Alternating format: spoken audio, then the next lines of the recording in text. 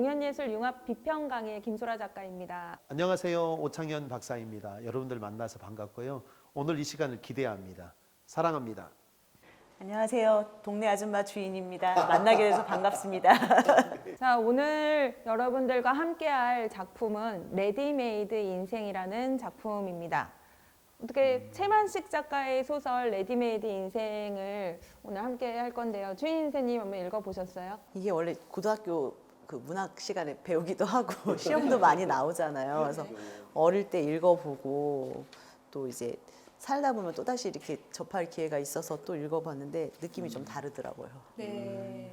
고등학교 때 읽고 지금 얼마나 시간이 흘러서 읽었는지는 여러분들이 한번 가늠을 해보시면 좋을 것 같고요. 레디메이드라는 뜻이 아시죠? 레디메이드 뜻. 기성품. 네, 이미 만들어진이라는 뭐 이런 뜻이 있고요. 그 뒤샹이라는 미술가가 그 처음 그 레디메이드라는 단어를 미술 작품을 통해서 그렇게 고안해낸 단어를 가지고 이 최만식 작가의 소설 가운데 이제 나오게 됐습니다. 소설을 살펴보기 전에 한번 작가 탐구의 시간을 잠깐 가져보면요. 이 최만식 작가 참 짠하기도 하고 좀 뭔가 안쓰럽기도 하고 그런 작가인데요. 최만식 작가에 대해서 어떻게 생각하세요? 일단 군산, 전라북도 군산 사람입니다. 네. 힘들게 살았구나. 그렇지만 그 사람은 친일을 했기 때문에 이 안타까운 것과 이 작품은 참 괜찮은데 그 뒤에 행적 때문에 이 논란이 좀 많이 되고 있잖아요. 최근에도. 일단 그 친일을 통해서 많은 문학가들이 굉장히 반사 이익을 얻었고 부를 쌓거나 자신의 입지를 더 공고히 뭐 확고하게 이렇게 쌓았는데 이 최만식 작가는 사실 반사 이익이 별로 없었어요. 나중에 그 민족의 죄인이라는 작품을 보면은 거기에서 자기 행적을 굉장히 공개적으로 반성을 하고 거기에서 죄책감을 이렇게 표현을 하거든요. 이런 작가가 없었습니다. 그래서 아까 서두에 말씀드린 대로 좀 짠한 그런 느낌이 드는 작가입니다. 제가 언뜻 그 작품을 봤을 때 정말 너무 힘들면 너무 어려우면 그렇게 변절할 수도 있겠다 이런 또 그런 마음이 좀 들기도 하던데요. 이게 네, 그렇다고 우리가 진실 행적에 대해서 뭔가 그거를 면죄부를 옹호하는 건 아닌데 네. 정말 안타깝기도 하고 하지만은 또 자식을 두고 있는 상황에서 그 자식을 위해서라도 그렇게 한 건 아닌가 뭐 이런 마음도 들고 해서 굉장히 참 씁쓸함이 있더라고요.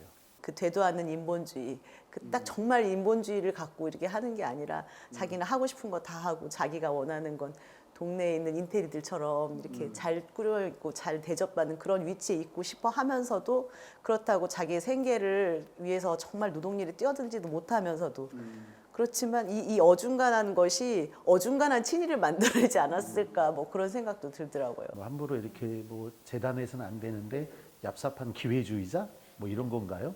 뭐 기회주의자라기보다는 명분과 그 의의를 따르는 그거보다 그 명예욕이 너무 앞서지 않았을까. 이 소설 안에서 보면 그 인텔리, 룸펜이라고 하죠. 우리가 배운 사람이 죄다라고 하는 그게 일자리를 찾아서 계속 헤매다가 나중에는 자기 아들을 인쇄공에 그냥 취직을 시켜버린 맨 마지막 너무 장면이 안타까웠어요. 네, 저는 그 장면이 되게 인상적이기도 하고 뭔가 되게 씁쓸하기도 하고 인문학을 전공을 했고 저도 인문학 여기는 이제 공대 출신이시죠?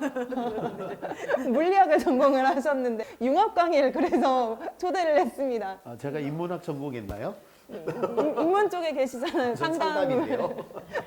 이제 박사님이 되셨는데 네네. 여기 안에서도 이제 굉장히 고학력자가 취직할 곳이 없어서 막 취직 자리도 막 알아보고 이곳저곳 가지만 자기 생계를 책임질 수 없는 되게 비애의 상황이 이제 다가오게 되고요. 이 상황을 가지고 저희가 2017년도에 창작 소리극 레디메이드 인생이라는 작품을 무대에 올렸습니다. 그때 대박 났죠. 호불호가 참 갈렸던 공연입니다.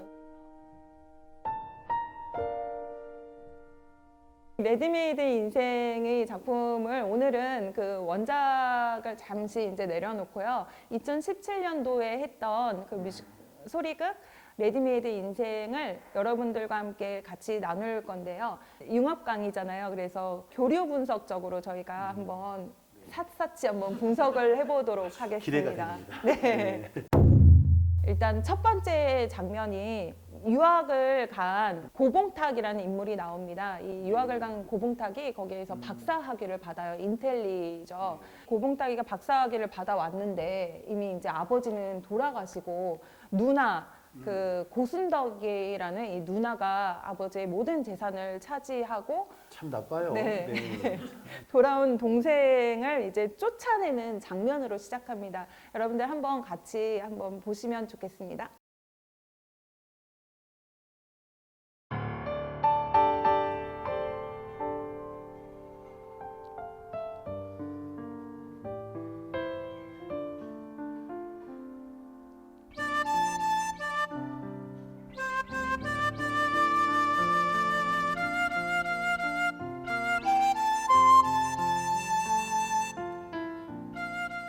아버지, 저 왔어요. 아버지. 아버지.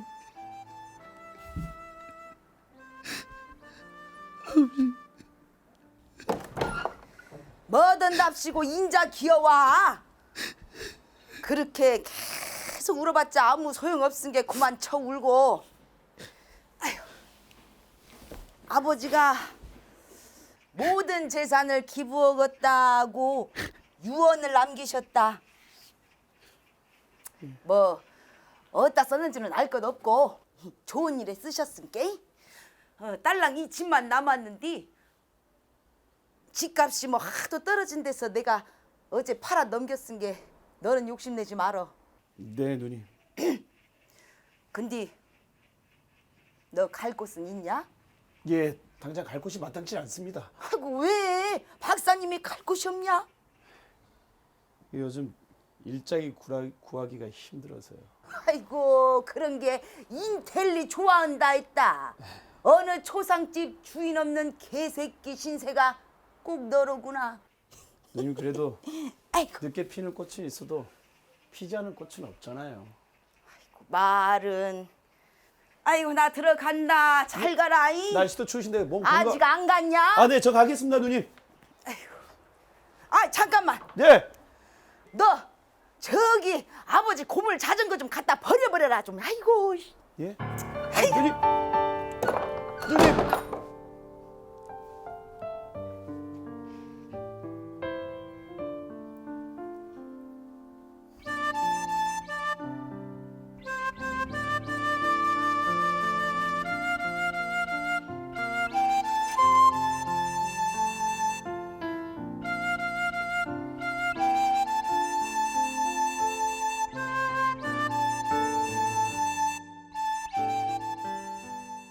마음이 참 아프고 그리고 또 재밌기도 하고 굉장히 집중력이 잘 이렇게 가는 것 같은데요.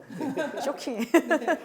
제가 그 소리극이어서요. 그 판소리 5바탕 중에 흥부가를 이제 좀 차용을 해서 고순덕은 놀부로, 고봉탁은 동생은 인텔리인 동생은 흥부로 이렇게 설정을 한번 해봤어요. 아우, 그래서 잘 썼어요.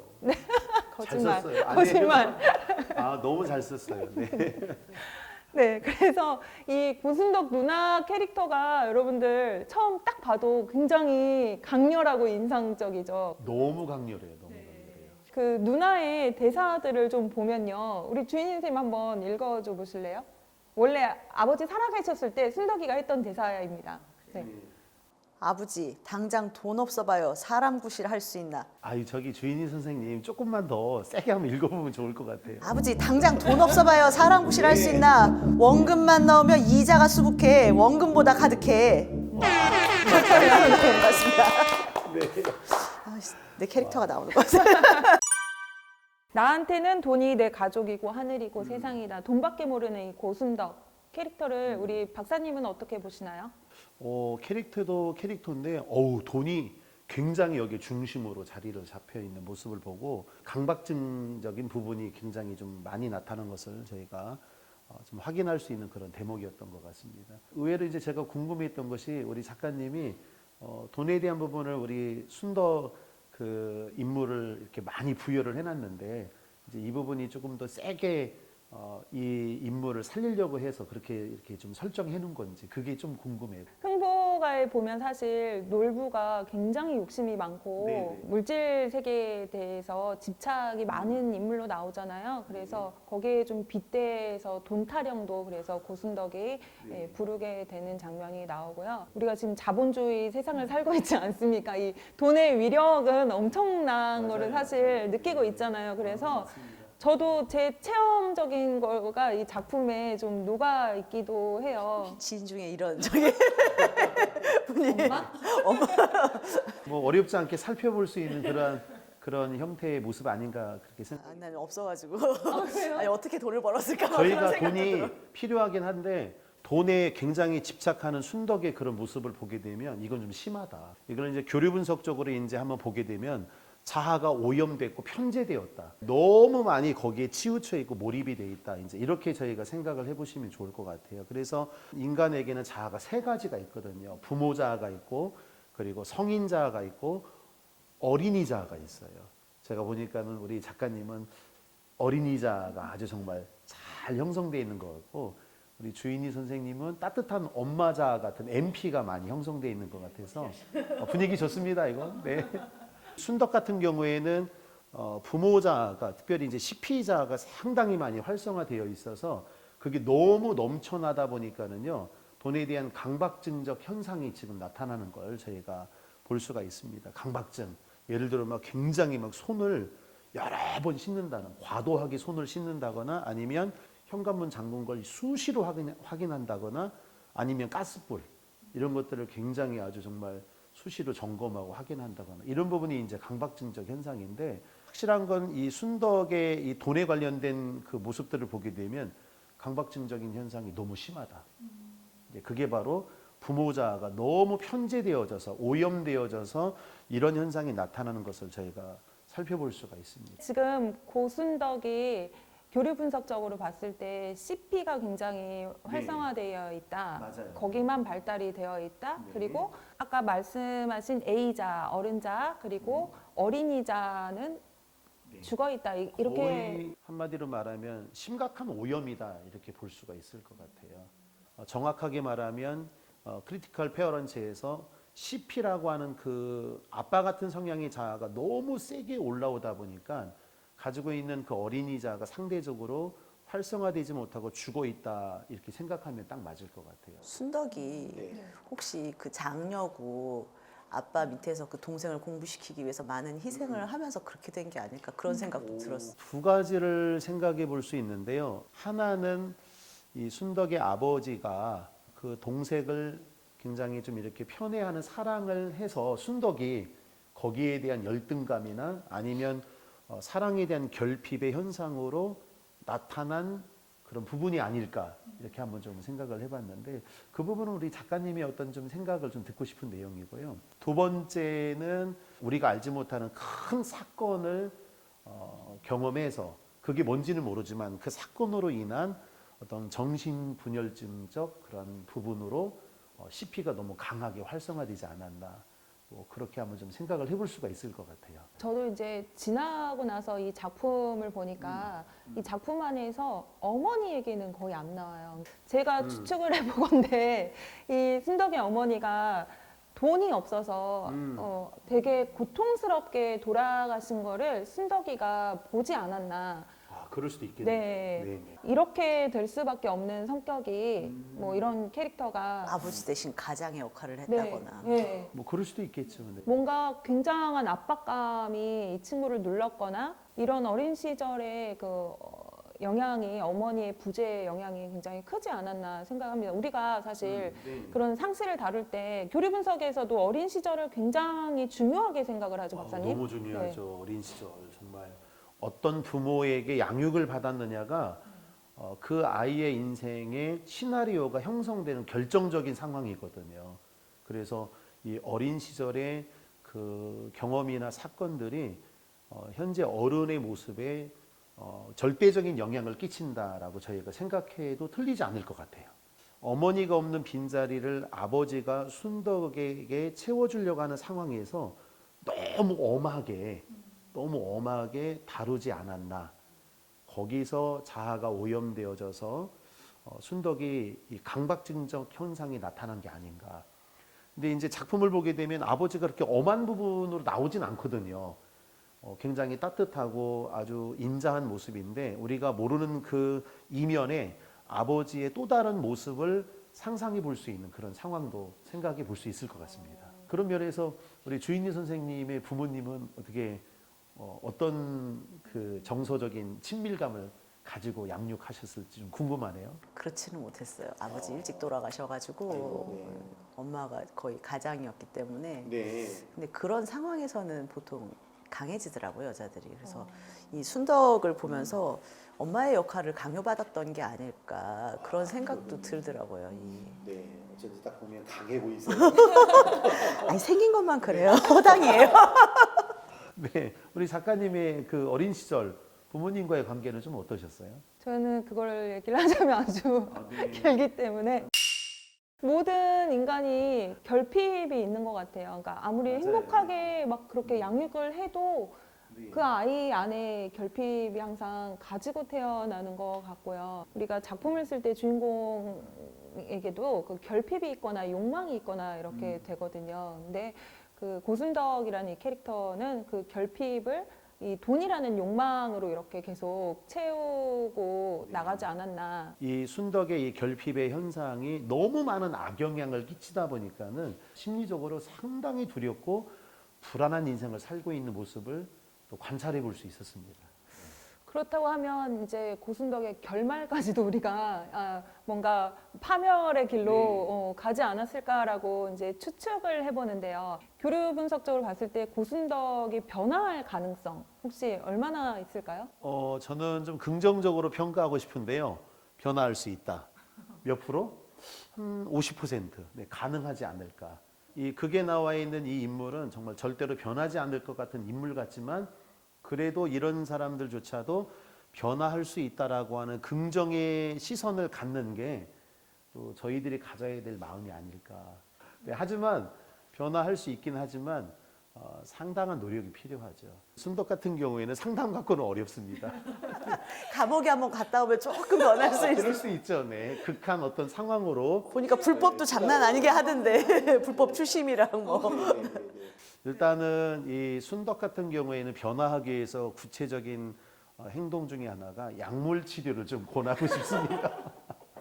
이건 농담이 아니에요. 정말 상당한 자아가 오염되어져서 일상적인 대화조차 어려운 상태라고 저희가 판단하시면 좋을 것 같아요. 이런 부분들로 불우하고 불행한 가정들을 어떻게 잘 세워줄 수 있을까라고 하는 차원에서 일반 의학에서 잘 이렇게 사용하고 있는 약물 치료 그리고 또 어떤 깊이 있는 상담 주변에 이 사람을 따뜻하게 포용하고 지지해 줄 수 있는 그러한 그 소그룹 이런 부분들이 상당히 이 순덕에게 필요한 부분이다라고 한번 진단을 내리고 싶습니다. 한편으로는 안타깝고 불쌍하다 하는 마음이 순덕에게도 좀 느껴져요. 그래서 지금 이 순덕의 모습은 최상의 전략이거든요. 자기가 살 수 있는. 아무리 악한 사람이라도 그 악한 사람이 하는 말과 행동에는요.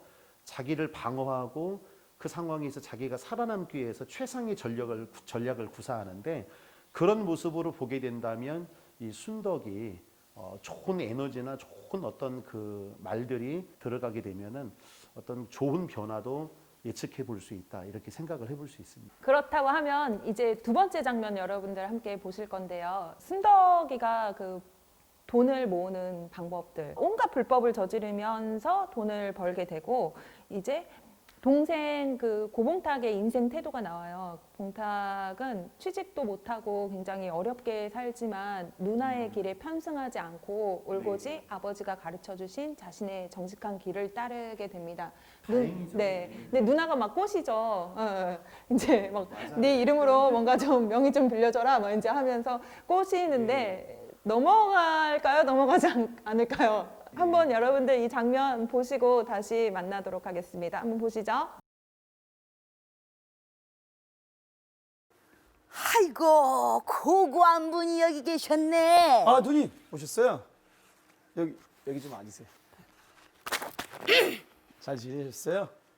그려 반지하에서 살고 있다고. 예. 곰팡이가 풀풀 풍기는 습기 많고 햇볕도 안 드는 곳에서 네, 누님. 네가 인생 공부를 하는 거지 뭐. 아휴, 이번에는 내 말대로 한번 잘 해볼게요. 뭘 말입니까? 일단 받아. 예. 습기도 없고 곰팡내도 안 나고 햇볕도 짱짱하게 뜨는 아파트 네 이름으로 하나 해뒀다. 아니 이걸 왜 저한테? 내가 이번에 회사 하나 만들었는데 네가 좀 필요해요. 제가요? 그려. 다른 건 필요 없고. 너는 그 사인만 잘하면 되거든. 회사만 있으면 대출이 가능해. 그 서류 가짜여도 대출이 가능해. 툭툭 털고 돌아섰다 돌아보면 도로 하나. 돌아섰다 돌아보면 다시 도로 가득해. 누님 그러니까 지금 유령회사를 세운다는 거잖아요. 아유 그래. 그래서 내가 널 부른 거 아니야. 요즘 믿을 사람이 있어야지. 누님 이거 불법입니다. 그러다 큰일 나요. 이 새끼가 아직도 배가 덜 고팠나. 너 유학까지 갔다 온 놈이 창피하지도 않아. 반지하에 거지같이 살면서 맨날 얻어먹긴 하고 너 돈이 있어야 사람 구실하는 거야. 잘난 사람도 잘난 돈, 못난 사람도 잘난 돈, 갑질하면 최고돈, 사람 구실하는 돈, 신사임당 이쁜 돈. 얼씨구나 좋다, 지화자 좋네, 아나 도나 아나 내 돈. 어디 갔다 이제 오려느냐, 아나 도나 아나 내 돈. 누님 저는 그렇게 더럽게 살기는 싫습니다. 없어도 떳떳하게 살고 싶어요. 뭐 더러워? 이놈의 새끼가 월세도 못 내는 주제에. 누님 사람이 심은 대로 거둔다지 않습니까? 그려. 욕심 그만 부리세요. 심은 대로 거두지. 옌병. 야, 없는 놈은 내리 없이 살고 있는 놈은 내리 이시 사는 게 세상이여. 너 봐. 아무것도 가진 게 없은 게 맨날 열심히 해도 이 모양이잖여. 가난한 티가 찌찍 난다 이놈아. 누님 아버지가 우리한테 그렇게 가르쳐주지는 않았잖아요. 그려. 아버지는 너한테만 자전거 타는 법을 가르쳐 주셨지. 나한테는 맨날 한숨이셨어. 나한테는 돈이 내 가족이고 하늘이고 세상이야. 누님 언제까지 그러실 거예요? 아니 도대체 언제까지 내려가야 그만두실 거예요? 네 꼬라지나 보고 누굴 걱정이여. 초상집 주인 없는 개새끼 신세마냥 떠놀다가 왜 갑자기 나타나서 지랄이야. 너 누님 혹시 내 돈이 탐나서 이렇게 생떼를 쓰는 거냐? 무슨 말씀이세요? 누님 아버지 재산 누님이 빼돌린 거 알았어도 저 가만히 있었습니다. 뭐? 뭔 소리여? 누가 뭘 빼돌려? 아버지가 기부한 재단 그 바로 주인이 누님 아닙니까? 아이고 이놈이 소설을 쓰고 자빠졌네. 아이고 네가 더러운 맛을 안 봐서 지금 정신이 없지. 소라야! 김소라! 이 몽둥이 가져와서 이놈 좀 잡아야겠다. 오늘 한 놈 시콜 놈이 있다.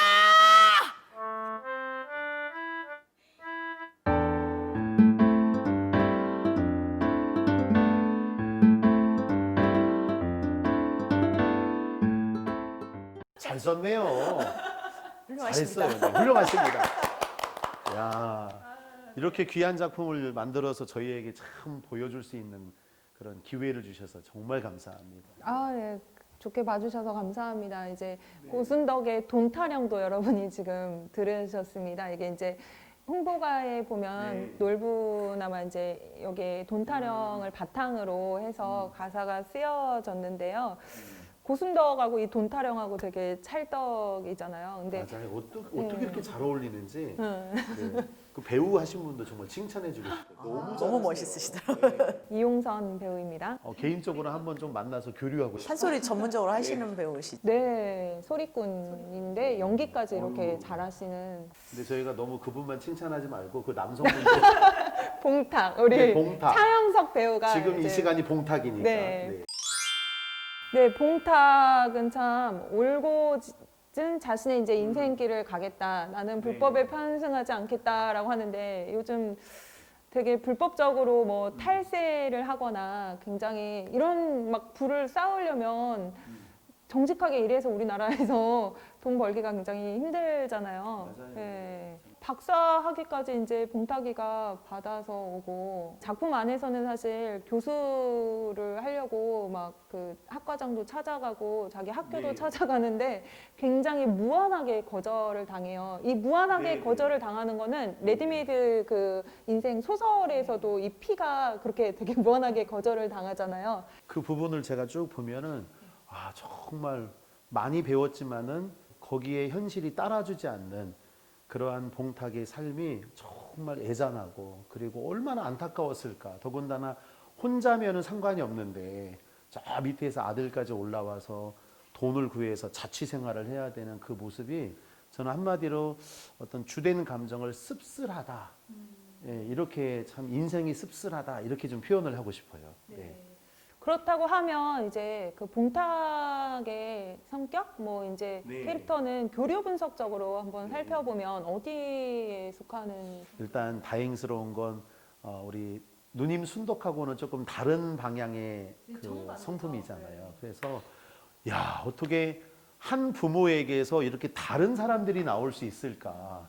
이걸 교류 분석적으로 어떻게 해석이 가능합니까? 한 부모 밑에서 정말 다른 성격의 궁금하시나요? 나올 수- 네, 그거 되게 궁금해요. 궁금하시나요? 아니 저는 아들 둘을 키워보기 때문에 네. 다릅니다. 똑같은 배에서 나왔는데 성격이 정반대더라고요. 이게 근데 문제는 거기에 대한 제 태도가 저랑 합이 맞는 애도 있지만 합이 안 맞는 부분이 있을 수 있어가지고 그게 힘들게 작용하기도 하더라고요. 우리 주인희 선생님이 너무 중요한 얘기를 하셨어요. 양육자나 그리고 부모님이 선한 태도를 가지고 있다 할지라도 자녀는 의외의 인물이 될 수도 있어요. 그렇다고 해서 양육자가 자녀를 잘 양육하지 않는다고 해서 그 자녀가 불행해질 거라고 단정 지어서도 안 되거든요. 아, 인생이란 참 알 수가 없네요. 맞아요. 네. 본인 책임도 있는 것 같아요. 맞아요. 네.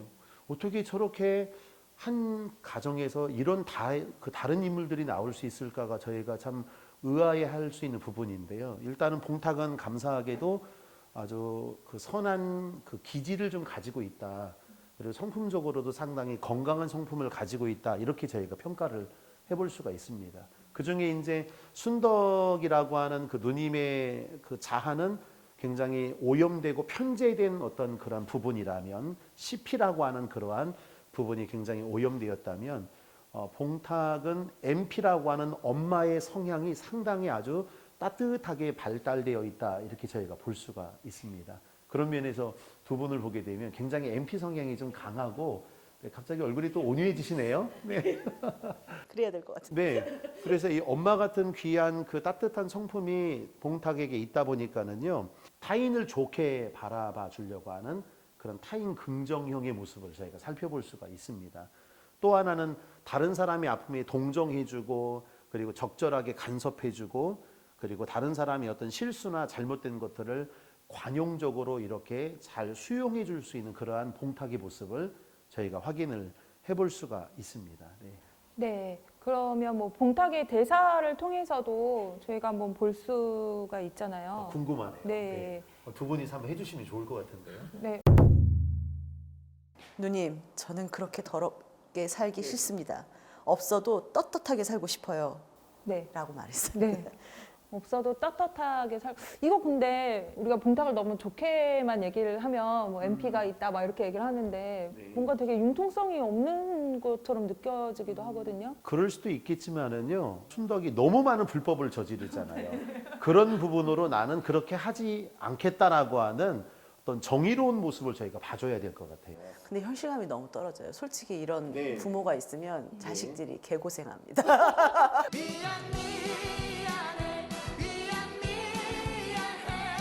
근데 마치 그 어떤 한 가정의 부모님이 너무 많이 사회적으로 문제가 되거나 뭐 예를 들어서 술 중독이나 약물 중독에 빠지게 되면 자녀가 난 절대로 저렇게 안 산다라고 하는 융통성 없는 부분으로 대립적인 관계를 갖지만 그게 오히려 그 자녀에게는 좋은 모습이 될 수 있거든요. 그런 차원에서 봉탁을 저희가 긍정적으로 봐줄 수 있는 시선이 좀 필요하다. 이렇게 지금 진단을 내리고 싶습니다. 금방 말씀하신 대로 알코올 중독인 아버지 밑에서 네. 자녀 2명이 한 명은 난 절대로 아버지처럼 살지 않을 거야 라고 하면서 술을 입에도 안 대는 자녀가 있고 그렇죠. 그대로 또 닮아가서 맞아요. 네. 대물림되는 알코올 중독이 네, 있잖아요. 맞습니다. 네, 교류 분석에서 이 창시자 에릭버는 네. 이 부분에 대해서 어떻게 다루고 있는 건가요? 일단은 1차적으로 이제 부모의 영향이 공통적으로 미치기 때문에 거기에 있어서 어떻게 반응하느냐는 또 본인들이 책임일 수가 있거든요.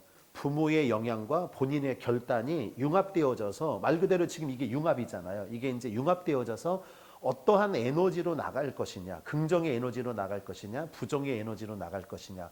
만약 긍정의 에너지로 나가게 된다면은 이제 I'm okay라고 하는 긍정의 인생으로 이제 시나리오가 이제 펼쳐지게 되겠죠. 봉탁이 이렇게 계속 아버지가 가르쳐 주신 대로 이제 그 정도의 길을 걷고 정직하게 쭉 살아가는데 현실이 그렇게 만만치가 않죠. 봉탁이 지금까지는 선택을 그래도 잘 해왔어요. 그런데 이제 진짜 뭐 뒤에 보면 이제 중요한 선택의 기로에 이 주인공이 서게 됩니다. 그래도 이제 봉탁이 어려운 상황 가운데에서 정말 진짜 힘든 상황이잖아요. 제가 박사학위를 받아보니까 박사학위를 받았는데 갈 데가 없으면 자괴감에 빠져요. 보통 이게 마음이 힘든 게 아니에요. 요새 강의 많이 하시잖아요. 뭐 그러긴 하죠. 네. 네. 하지만은 봉탁 입장에서는 좋은 실력을 갖추고 있음에도 불구하고 자기를 알아주지도 않고 어떤 자리를 쉽게 구할 수 있는 것도 아니고 이런 부분들로 얼마나 많이 속상할까. 더군다나 누나는 성공적인 그러한 그 반열에 오른 삶의 그 환경을 갖추고 있잖아요. 엄청나게 돈이 많잖아요. 그럼에도 불구하고 이 누나가 자기를 남 대하듯 하고 그리고 이렇게 함께 어려운 부분을 알아주고 도와주는 부분도 거의 없는 거잖아요. 그럼에도 불구하고 봉탁이 A자가 어른자가 딱 중심을 잡고 있다 보니까는요. 그 정의로움, 긍정적으로 평가를 해줘야 될 저희가 닮아야 될 모습이 아닐까. 이렇게 저희가 한번 생각해 보면 좋을 것 같습니다. 교류 분석에서는 이 A자가 굉장히 중요하죠, 너무 박사님. 중요하죠. 네. 공교롭게도 이 자리를 보게 되면 이게 하나의 사람의 자아라고 볼 수가 있거든요. 중심이 A자예요. 네, A자 같은 얼굴 아닌가요? 네. 그리고 저쪽이 P자아, 부모자아, 제가 있는 쪽이 어린이 자아라고 해서 예, C자. 그래서 성인자, 부모자, 어린이자가 적절하게 균형을 이루어야 되는데 이런 면으로 봉탁은요. 이 가운데에 있는 어른자, 성인자가 비교적 건강하다. 그러다 보니까는요. 누나와는 조금 다른 인생이고 앞으로 인생을 기대해 볼 수 있다. 이렇게 저희가 생각을 하면 좋을 것 같아요. 네, 이 A자가 봉탁을 중심을 딱 잡아주는 역할을 합니다. 예. 그래서 이 작품 안에서 보면 자전거 타는 장면이 이제 나오면서 중심을 잃으면 안 된다라고 아버지가 얘기를 해주시는데 그거 보고 오. 감동받았어요. 야. 천재시다. 근데 그 당시에 이 글을 썼을 때 A자 이런 것들 전혀 모르고 썼을 텐데. 아 그러네요. A자 네. 중심과 자전거 중심. 깜짝 놀랐어요, 저는요. 자전거를 빗대어서 중심을 잡아야 된다가 교류 분석으로 어른자, A자가 중심을 잡아줘야 인생에 균형이 있습니다. 어제까지는 근데 대본 정말 별로라고 하셨잖아요. 제가 근데 이거 다시 한번 확인하고 나서 정말 이 통찰력, 안목이 탁월하시다. 감사합니다. 예. 근데 이 A자가 이 봉탁이 이렇게 활성화되어져서 균형을 잡을 수 있었던 이유가 뭘까 한번 좀 묻고 싶어요. 그래도 이제 네. 막내기 때문에 좀 사랑을 더 받지 않았을까. 사랑의 A자를 키운다? 맞습니다. 맞나요? 네, 가능하죠. 조금 더 돌봐줘야 될 대상이 되니까 어린 아이는 돌봄의 대상이 되거든요. 근데 누나 같은 경우에는 집안을 이끌어야 되는 상황이 장녀는 노이고 맞아요. 저도 장녀다 보니까 그런 것들이 있더라고. 확실히 책임감이 오는 것들이 장남과 이 차남과의 차이가 집안의 기대가 다르더라고요. 그런 면에서 순덕의 마음이 조금 이해도 되겠네요. 이해돼요. 많이 이해돼요. 그럴 수밖에 없을 방법이 좀 잘못돼. 좀 그 머리를 딴 데 쓰지. 얼마나 너무 안타까워요, 정말. 그 머리를 딴 데 썼어도 성공을 했을 텐데 그러지 못했다라는 게. 네. 그러니까 그 사랑의 A자를 형성하는데 상당히 중요한 부분이다. 네, 전적으로 동의합니다. 건강한 인생을 살려면은 반드시 A자가 균형감 있게 편제되거나 오염되거나 그런 부분 없이 잘 세워져야 되거든요. 그러하려면은 일단은 봉탁의 그 주된 시간들을 저희가 살펴보게 되면은 나름대로 열심히 공부했어요. 그러니까 공부하게 되면은 우리 청소년들 같은 경우에는 아우 정말 싫어 진절머리를 막 치는 그런 성향이 있는데 내가 좋아하는 그런 부분들로 열심히 탐구하고 공부하고 하는 부분이 건강한 A자를 갖게 하는데 상당히 중요한 역할을 해요. 공부가 또 이 그럼요. 친구의 A자를 책이 이렇게 또 사람을 만들거든요. 그렇죠. 네. 네. 여러분들 지금 함께하고 계십니다. 그러니까 이렇게 저희가 이런 부분으로 대화하고 하는 부분이 공부의 일환이잖아요. 얼마나 중요한 시간이에요. 그리고 또 이걸 봐주는 우리 그 유튜브 시청자라고 해야 되나요? 그분들이 이걸 보면서 또 공감하고 고개를 끄덕이며 공부해 나갈 거 아니에요? 이 시간이 A자를 활성화시키는 시간입니다. 놓치지 마시고 끝까지 구독해 주십시오. 좋아요, 구독 눌러주세요. 이렇게 해서 A자가 사랑과 그리고 탐구하는 부분, 지적인 호기심, 뭔가를 내가 좋은 걸 배워 나가려고 하는 노력 이런 부분들이 인생에 있어서 상당히 중요한 역할을 한다. 지렛대 역할을 한다. 이렇게 말씀을 드리고 싶습니다. 덧붙이자면 우리가 자꾸 A자 하는데 어른자가 활성화될 때 나타나는 게 뭔가 책임감, 뭐 합리적인 네. 선택, 그럼요. 네. 네. 일단 그 말 그대로 어른자 하니까는요. 어른답게 합리성을 가지고 이성적으로 논리적으로 현실 판단을 비상식적인 부분으로 치우치지 않고 일반 상식적인 수준에서 그 이상의 좋은 방향으로 선택해 나갈 수 있는 능력이거든요. 하지만 이 A자도 너무 많이 편제가 되어져서 활성화가 너무 지나치게 되어지다 보면은요. 저희가 또 주의할 일들이 있습니다. 뭘까요? 어떤 부분일까요? 글쎄요, 궁금해지는데요. 인간미가 없을 것 같아요. 바로 그거예요. A자가 너무 활성화되어지다 보면은요. 자기가 먼저 다른 사람에게 따뜻하게 나아가는 손길이 부족해집니다. 계산적 일입니다. 자기에게 손해가 되게 되면 바로 경계를 해버립니다. 그래서 A자가 중요하긴 하지만은요. 저희가 더불어 사는 세상이잖아요. 그래서 함께 공동체성을 가지고 살아가야 될 그런 사회적 인간들이기 때문에 이 부분이 균형감 있게 잘 키워나가는 그런 부분들로 저희가 의식화하는 부분이 필요합니다. 네. A자를 중심으로 다른 그 자아들도 네. 같이 이렇게 좋은 부분으로 활성화가 될 때 그런 네. 균형이 굉장히 중요하겠네요. 맞아요. 네. 주인님 선생님 혹시 에토스라고 들어보셨어요? 에토스? 그때 강의 때 들었는데 에토스, 네. 파토스 그거 맞아요. 네. 네. 말하기는 어려울 수 있어요. 하지만 에토스는 윤리적인 부분이고 사회 책임적인 부분이거든요. 언제 활성화되어지냐? A자와 부모자, 다시 말하면 어른스러운 생각과 부모다운 건강한 부분이 형성되어질 때에 사회적 책임을 갖게 되거든요. 우리 작가님 파토스라고 들어보셨나요? 열정. 이야, 네, 맞습니다. 열정. 이 열정도 A자와 어린이의 그런 좋은 부분들이 융합되어졌을 때에 거기서 나오는 열정이 있습니다. 제가 그 강의 듣고 네. 삶의 태도를 바꿨어요. 저의 시자가 부족한 것들 때문에 시도하지 않았던 것들이 있었거든요. 한번 시도를 해보자, 질러보자 그런 것들도 하게 되더라고요. 네, 맞아. 너무 감사하네요. 우리 주변에 상당히 우울하고 그리고 잘 웃지도 못하고 웃지도 않고 인생을 비관적으로 자기 비하를 하면서 살아가는 사람 많잖아요. 작가님 그런 성향은 아니시죠? 절대 아니죠. 저는. 네. 근데 안타까운 주변의 상황들을 보게 되면 그 대부분이 삶의 열정이 부족한 부분들이 많거든요. 그래서 A자와 그리고 또 어린이자가 잘 이렇게 배양되어져서 올라가게 되면은 거기서 나오는 즐거움이 상당히 크거든요.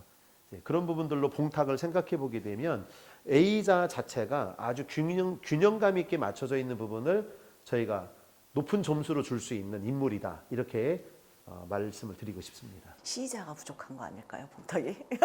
그럴 수도 있죠. 네, 맞습니다. 자기가 당연히 받아야 될 몫을 안 받았잖아요. 그래서 더 봉탁은 박사학위까지 받았지만은요, 경제적으로 쪼들리는 상황이고, 그리고 자기를 인정해주는 부분도 환경적으로 많이 없잖아요. 그러면 저희 같아도 시자가 활성화되기 어려워요. 만약에 그런 주변에 사람들이 있다면 우리가 해줄 일이 있는데 뭐냐면은요, 지지해줘야 돼요.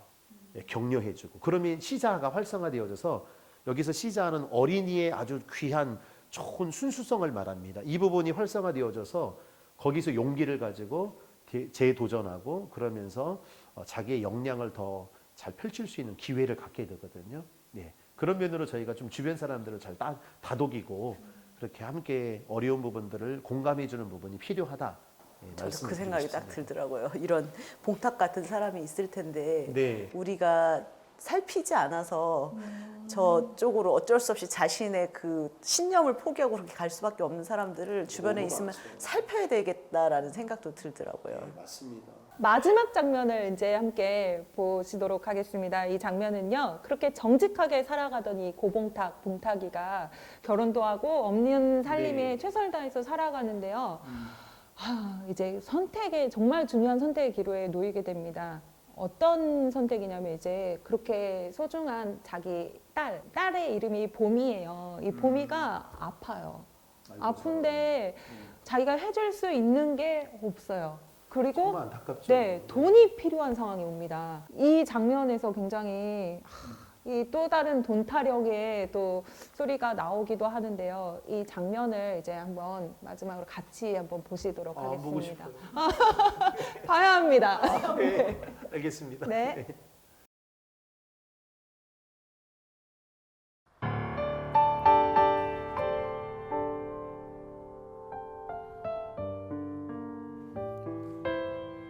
여보세요?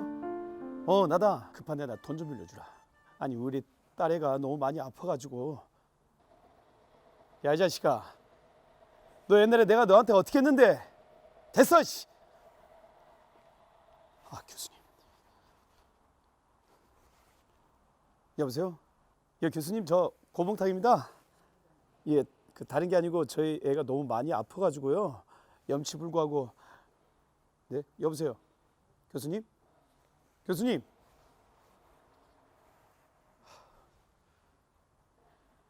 아, 누님. 누님. 누님.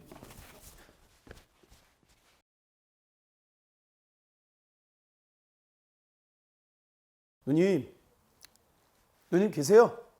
누님 계세요? 누님. 누님. 누님, 저 봉탁입니다. 네가 또 웬일이여? 다시는 안 볼 것처럼 하더니. 누님, 아이 너 뭐 하는 거요? 일전엔 제가 잘못했습니다. 아이 하나 있는 것이 당장 수술하지 않으면은 저 돈 좀 빌려주십시오. 돈? 아이고 아나 돈이다. 참, 없는 사람 쥐어짠 돈, 사기쳐서 받은 돈, 그놈의 내 돈은 더럽다더니 왜 이제 와서 돈 타령이야? 제발 한 번만 도와주십시오, 누님. 내가 시키는 건 뭐든 다 하겠습니다. 네. 일 없다. 내 사람 없어서 너 쓰겄냐? 누님 제발요. 애가 당장 죽게 생겼어요. 그게 나랑 뭔 상관이여? 너랑 나랑 다르담서. 세상에 혼자 깨끗한 척 고고한 척 살더니 너 왜 이제 와서 나한테 그려? 아이고, 너는 가서 아버지가 가르쳐 주신 대로 살아. 누님 아닙니다. 누님, 저도 돈이 가족입니다.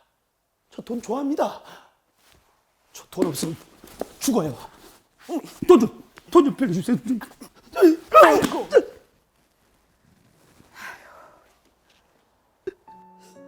그 그려.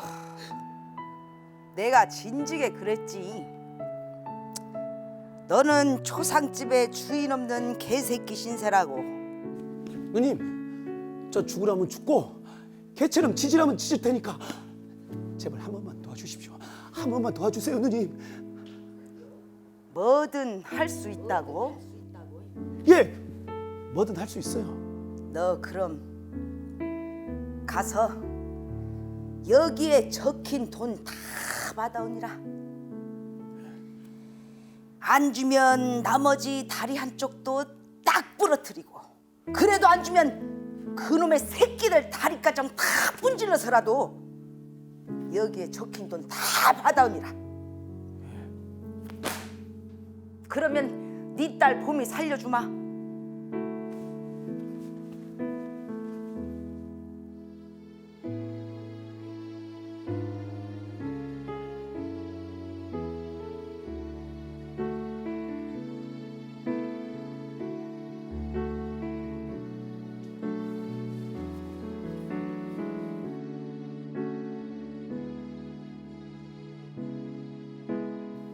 봉타가, 자, 앉아 보거라. 아버지, 저 어릴 때 배웠어도 잘 못 탔잖아요. 네가 중심을 잘 못 잡아서 그려. 겁내지 말고 다시 한번 타보자. 이? 싫어요. 넘어지면 아프단 말이에요. 중심만 잘 잡으면 돼야. 그래야 가고 싶은 길을 계속 갈 수 있어. 한쪽으로 치우치는 순간 앞으로는 더 이상 갈 수 없거든.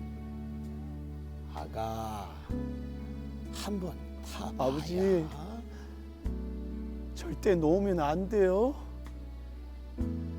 그래, 옳지. 그렇게 중심 잃지 말고. 아버지, 계속 그렇게 꼭 잡아주세요. 잘 타네. 그렇게 멈추지 말고 계속 가거라. 아버지.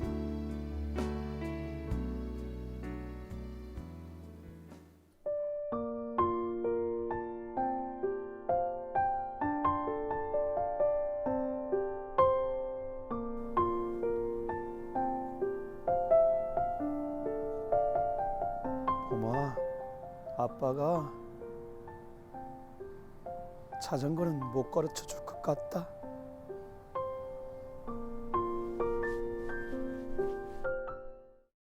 참 가슴 아픈 장면을 여러분들 함께 보셨습니다. 굉장히 우울해지는 것 같습니다. 네, 안타깝고요. 어떻게 보셨어요? 아, 나 그 마지막에 그 자전거 딸한테 이제 아빠는 너한테 자전거를 가르쳐 줄 수 없겠다 그 말을 하는데 너무 마음이 아프더라고요.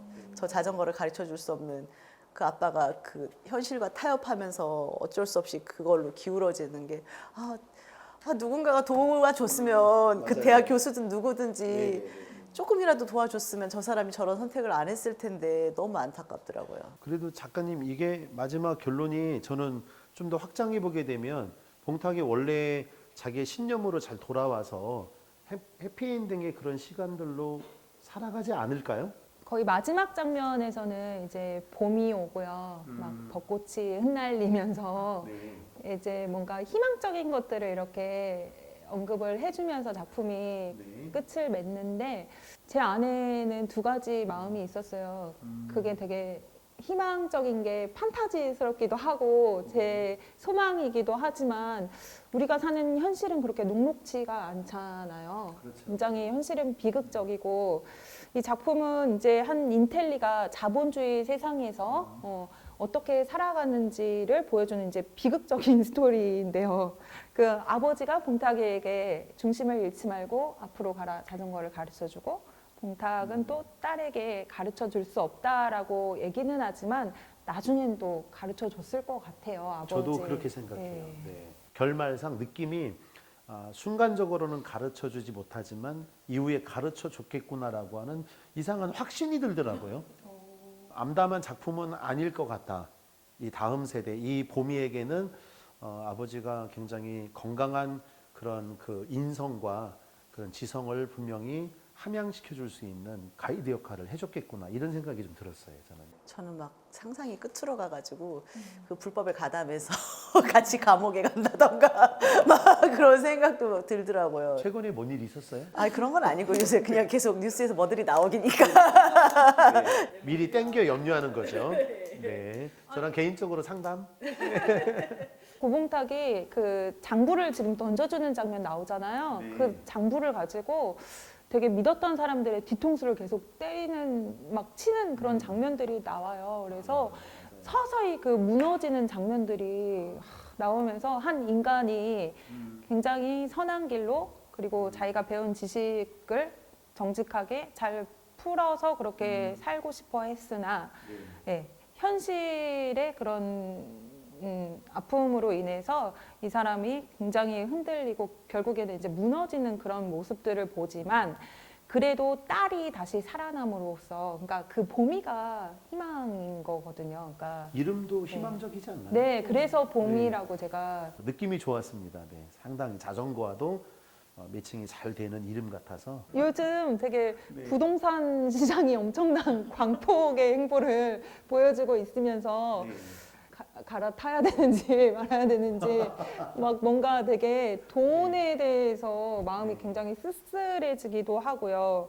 이런 거에 편승을 해서 빨리 좀 이렇게 벌어야 되지 않나라는 그런 고민도 가지고 있고 이렇게 정직하게 그냥 살면서 인생이 어떻게 될까라는 걱정도 되고 그래도 그럼에도 불구하고 저희는 정직성, 어떤 삶의 균형을 놓치면 안 되겠죠. 왜냐하면 모래성 같은 인생을 살 수는 없잖아요.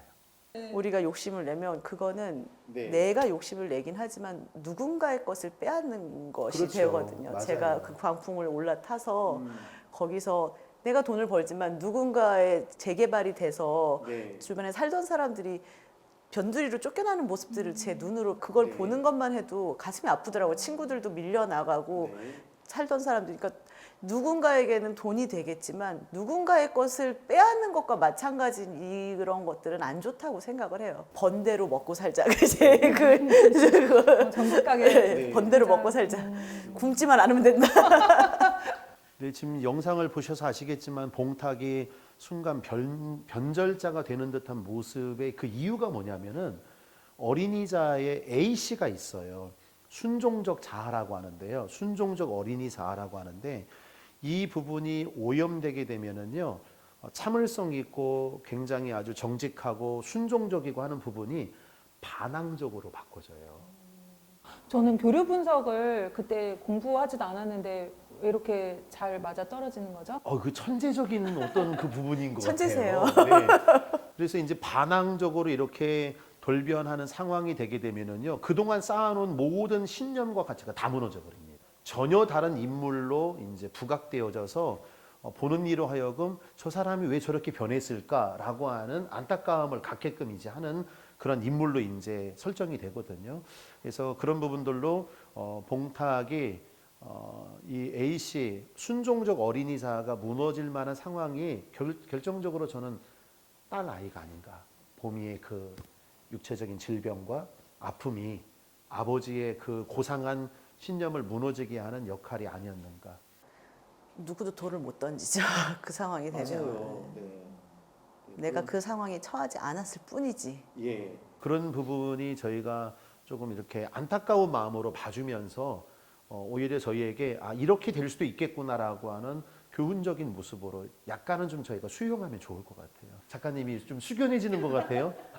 그때 당시 공연을 보셨던 분들이 굉장히 이런 부분에 많이 공감을 해주셨고요. 뭐 저는 사실 이 작품 안에서 제일 마음에 많이 갔던 장면이 그 봉탁이가 누나의 치맛자락을 붙들고 누님 저도 돈 좋아합니다. 아유, 네. 그러면서 실제 그렇지 않잖아요. 네, 근데 네. 막 돈 막 하면서 그 돈 타령을 불렀을 때 실제 공연에서 제가 그 장면에서 저는 제일 울컥했어요. 맞습니다. 그래서 부모님의 모습이 오버랩 되기도 하고 맞아요. 저 때문에 예, 네. 뭐 자식들 때문에 그렇게 예. 밖에서 막 자존심을 이렇게 막 굽히면서 막 아부를 하고 막 남편한테 미안해지.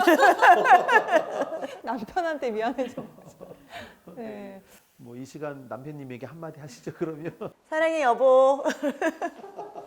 이런 봉탁의 A자 그리고 A씨 순종적 어린이 자아가 균형감 있게 갈 수도 있을 것 같은데 예상치 못한 보미의 일로 딸의 일로 순간 와르르 무너져서 전혀 다른 성향의 인물로 전혀 다른 인생으로 살아갈 수 있다라고 하는 부분이 저희가 좀 더 이렇게 이 부분을 잘 살펴보고 저희 또한 그런 상황이 될 수 있다라고 하는 어떤 그런 부분으로 잘 생각을 하시면은 오히려 그런 부분을 만나게 되었을 때에 좀 더 나은 인생으로 선택할 수 있는 그런 부분으로 저희가 사용할 수 있을 것 같습니다. 이게 되게 머리로는 아는데 네. 우리가 이게 되게 행동을 변화시키거나 네. 실제 이거를 적용하는 거는 굉장히 어렵잖아요. 맞아요. 봉타기도 이제 이런 일들을 겪고 나서 그냥 사실 자포자기가 됐을 것 같아요. 맞습니다. 자기가 말한 것대로 살지도 못했고 뭔가가 다 무너진 상태에서 네. 보미는 살렸지만 자신의 인생은 무너졌다. 그래서 저는 되게 그냥 포기한 채로 그냥 이렇게 살았을 것 같은데 이런 봉타기를 다시 일으켜 세울 수 있는 건 교류 분석적으로 어떤 게 있을까요? 일단 이 극중 인물 가운데 보미 역할이 이후에 상당히 그 봉탁에게 중요한 역할로 그렇게 세워져야 되지 않을까. 그러니까 보미의 건강한 인생이 오히려 아버지 봉탁에게 역으로 흘러들어가서 중심을 잡을 수 있는 그러한 부분으로 저희가 좀 상상해 봐야 될 것 같아요. 네, 마치 그 부모님들의 상처가 의외로 아이들을 양육하면서 상처가 치유가 되기도 해요. 그래서 그 아이는 분명 아이인데 오히려 부모에게 좋은 에너지를 흘러들어가게 함으로 A자를 건강하게 세우는 기회가 되거든요. 두 자녀를 키운 우리 주인희 선생님은 아까 아이들 때문에 조금 내가 걸걸해진 것 같다 그랬는데 그건 그거대로 걸걸해진 것 같지만 또 다른 면으로 좋은 또 아이들을 통해서 영향을 또 받는 게 있었을 것 같아요. 이게 뭘까요? 태어나서 나를 저렇게 전적으로 사랑하는 사람은 처음 봤어요. 무조건적으로 전적으로 저를 사랑해 주잖아요. 솔직히 전 늙어가거든요. 애들은 이게 점점 자라가는데 점점 늙어가서 놀리기도 하지만 나이 많은 아줌마를 이렇게 예쁘게 바라보고 이렇게 사랑하는 존재는 아들들밖에 없구나. 세상에. 그래서 고마움이 느껴질 때가 있어요. 가끔. 지금 한 얘기가 보미가 바로 이 역할을 아버지 봉탁에게 역으로 해줄 수 있다는 거죠. 그랬을 때 무너졌던 그의 어떤 그 자아나 그의 인생이 다시 한번 세워질 수 있는 계기가 되지 않을까. 그래서 중심을 잡는 인생으로 다시 세워지지 않을까. 이렇게 저는 긍정적으로 평가하고 싶습니다. 이 작품이 희망적으로 끝나서 네. 참 다행인 것 같습니다. 네, 뭐 해석하기 나름 아닌가요? 사람이 뭐 한 번 넘어졌다고 그걸로 끝나면 안 되죠. 다시 맞습니다. 이렇게 일어나고 잘못을 하면 돌이키고 맞아요. 그래야죠. 네, 세상은. 맞아요. 오늘 정말 잘못했죠. 그럼요. 고맙습니다. 유튜브 시청자 여러분 일어나세요. 무너졌습니까? 염려하지 마세요. 일어날 수 있습니다. 우리 인생은 긍정적으로 바꿀 수 있는 그런 에너지를 갖고 있기 때문에 해석하기 나름인 것 같아요. 새로운 것들을 또 시작해 볼 수 있는 용기가 생기기도 하고 맞습니다. 네, 다시 뭔가 희망적인 게 있기도 한데요. 지금 우리가 코로나19로 굉장히 많은 어려움과 무너질 만한 상황을 다들 겪고 계실 텐데요. 맞아요. 이 작품을 통해서 그리고 오늘 강의를 통해서 여러분들이 뭔가 다시 꿈을 꾸시고 희망적으로 일어설 수 있는 그런 계기가 되었으면 좋겠습니다. 네. 네, 박사님 오늘 그 강의 쭉 하시면서 어떤 생각을 하셨어요? 저한테 한번 질문을 해주셨으면 좋겠어요. 가장 마음에 드는 대사가 무엇냐고 한 번만 질문해 주세요. 가장 마음에 드는 대사가 무엇이에요? 제가 제일 마음에 들었던 대사가 바로 봉탁이 이런 말을 봄이에게 합니다. 봄아, 중심을 잃으면 앞으로 나갈 수가 없어. 너무 정말 마음이 짠했어요. 어제까지는 안 그랬잖아요. 아니에요. 정말 이 부분은 저희가 잘 새겨들어야 될 부분이에요. 정말 중심을 잘 잡으셔야 돼요. 중심을 잡지 않으면 무너져요. 여러 가지 어려운 상황 가운데에서도 중심을 잘 잡으셔서 잘 견뎌내시고 그리고 또 잘 살아갈 수 있는 그러한 그 열정 에너지 꼭 가지셔야 돼요. 그러면 희망이 있습니다. 아, 뭔가 네. 굉장히 뭉클해요, 진짜. 뭔가 예. 저도 중심을 잘 잡아야겠다는 생각이 막 드네요. 여러분도 중심을 잃지 마시고 네. 네. 중심을 잃으면 안 돼요. 네.